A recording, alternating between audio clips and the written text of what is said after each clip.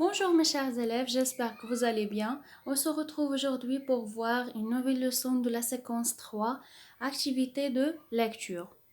Passerelle, page 73. Le titre de cette leçon, l'Eureka, un joyau naturel au port de Marrakech. Objectif, étudier une description subjective, dégager les moyens de la caractérisation.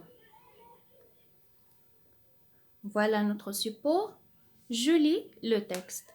L'Eureka, un joyau naturel au port de Marrakech. En quittant Marrakech vers le sud et à peine une 52 km parcourus, se profile la vallée verdoyante de l'Eureka avec ses villages en argile rouge accrochés au pied des collines. Historiquement, la vallée doit son nom à une large rivière qui descend des montagnes du Haut-Atlas et dont les abords sont plantés d'arbres fruitiers, amandiers, noyers, abricotiers. Pas loin de ce paysage, sur une route serpentant les montagnes, les marchands des villages avoisinants se donnent chaque lundi rendez-vous à Arbalo. Les uns exposent leurs produits artisanaux, objets en poterie, en bois, des colliers, des sculptures, alors que d'autres étalent leurs tapis de laine multicolores conçus soigneusement à la main par des femmes des villages de la région. Si vous adorez la cuisine, vous n'allez pas résister aux odeurs des plats locaux qui émanent des petits restaurants installés au bord de la rivière. Il s'agit vraiment de lieux agréables, au cours d'une nature accueillante permettant aux visiteurs de passer des moments de joie inoubliables. Une fois arrivé au village de Siti Fatma, dernière étape de la visite, il faut vraiment faire preuve d'une grande sportivité pour pouvoir enfin, après une rude marche et une longue escalade en montagne, découvrir les 7 cascades, une occasion pour s'offrir une vue panoramique qui domine toute la vallée et une aventure pleine de belles surprises. www.tourisme.ma. Vous mettez pause à la vidéo et vous lisez vous aussi le texte. On passe aux questions de compréhension. Je comprends. Première question. À quel type d'écrit t'attends-tu d'après la forme du document texte plus image? Alors, il s'agit d'un type descriptif. D'accord? Deuxième question. Ce texte est tiré d'un site web ou bien d'une revue ou bien d'un journal. Alors, vous remarquez clairement que la source est un site web. D'accord? Donc, vous cochez un site web. Troisième question. Associe chaque image, page 73, à sa légende. Image 1. Une vue panoramique qui domine toute la vallée. 2. Des restaurants installés au bord de la rivière. 3. Des maisons en argile sur une colline verdoyante. 4. Les marchands se donnent chaque lundi rendez-vous au souk d'Arbalo. D'accord?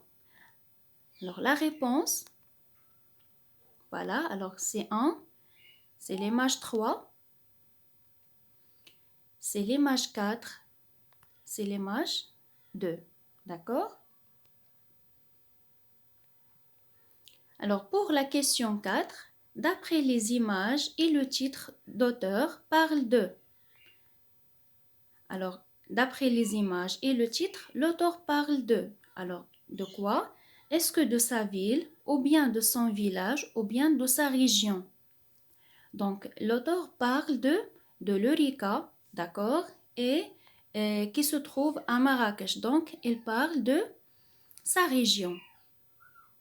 Ce texte est-ce qu'informatique, c'est-à-dire il nous donne des informations, ou bien descriptif, il décrit un lieu, ou bien narratif. Donc, le narrateur raconte. Alors, le type de ce texte est descriptif, d'accord, parce que le narrateur décrit sa région. Très bien. Alors pour je développe et je réinvestis, coche la case qui convient. Alors, l'Eureka est une vallée qui se trouve au nord de Marrakech. Donc, c'est faux. Donc, Eureka se trouve au sud de Marrakech. Voilà. On quitte Marrakech vers le sud. Donc, c'est faux. La vallée d'Eureka a pris le nom de la rivière. Alors, c'est vrai. Le dimanche, c'est le jour du souk hebdomadaire. C'est faux, parce que le lundi, c'est le jour du souk hebdomadaire. D'accord? On a le souk d'Arbalo et chaque lundi. Alors, pour escalader les 7 cascades, il faut être sportif. Oui, c'est correct. Alors voilà, alors on a ici. Voilà. Alors, après une rue de marche et une longue escalade, enfin, cette cascade. Voilà, alors on a, voilà la réponse. Alors, d'une grande sportivité. D'accord? Alors, pour escalader les 7 cascades, il faut être sportif, donc c'est vrai. J'applique et je transfère. Question 1. En binôme, complétez le tableau à partir du texte. On a les paragraphes 1, 2, 3 et 4, et on a objet et lieu décrit dans chaque paragraphe, et on a les moyens de la caractérisation et la nature grammaticale de ces moyens. Alors, dans le paragraphe 1, quels sont les objets ou les lieux décrits dans ce paragraphe? Alors, on a la vallée. On a la vallée verdoyante. Alors, la nature de verdoyant, c'est un adjectif. D'accord? Deuxième objet ou bien lieu décrit, on a les paysages en argile. C'est un complément de nom. La rivière, on a une large rivière. Adjectif. Dans le deuxième paragraphe, on a des produits artisanaux. Donc, objet, produit. Moyen de la caractérisation, on a artisanaux. Nature, adjectif. On a aussi objet en poterie. Complément de nom, c'est la nature grammaticale. On a aussi des tapés de laine. Complément de nom. Troisième paragraphe. Alors, on a odeur des plats. D'accord? C'est un complément de nom. On a des plats locaux. C'est un adjectif. On a nature accueillante. D'accord? C'est un adjectif. Et dans le dernier paragraphe, c'est le paragraphe 4, on a une grande sportivité. D'accord? Donc, objet ou bien lieu décrit, sportivité. Alors, moyen de la caractérisation, grande. Adjectif. On a escalade. Moyen de la caractérisation, on a langue. Adjectif, la nature. On a aussi une vue qui domine. Alors, la nature ici, une relative parce qu'on a un pronom relatif, d'accord, qui domine. Et enfin, on a surprise. Et pour les moyens de la caractérisation, on a belle. Belle surprise.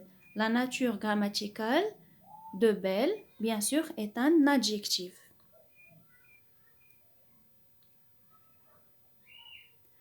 Voilà, alors je retiens. Je complète par colline, vallée, route, en argile rouge, moment de joie inoubliable, en quittant Marrakech vers le sud. Alors pour déterminer les caractéristiques d'un lieu donné, on doit, premièrement, le localiser dans l'espace. On a en quittant Marrakech vers le sud. Caractériser ces parties, c'est-à-dire colline, vallée, route. La caractérisation peut se faire à l'aide de différents moyens. Quels sont ces moyens? Moyens objectifs, c'est-à-dire en argile rouge, et moyens subjectifs, moment de joie inoubliable. Voilà, alors la leçon est terminée. J'espère que vous avez compris. À très bientôt. Au revoir.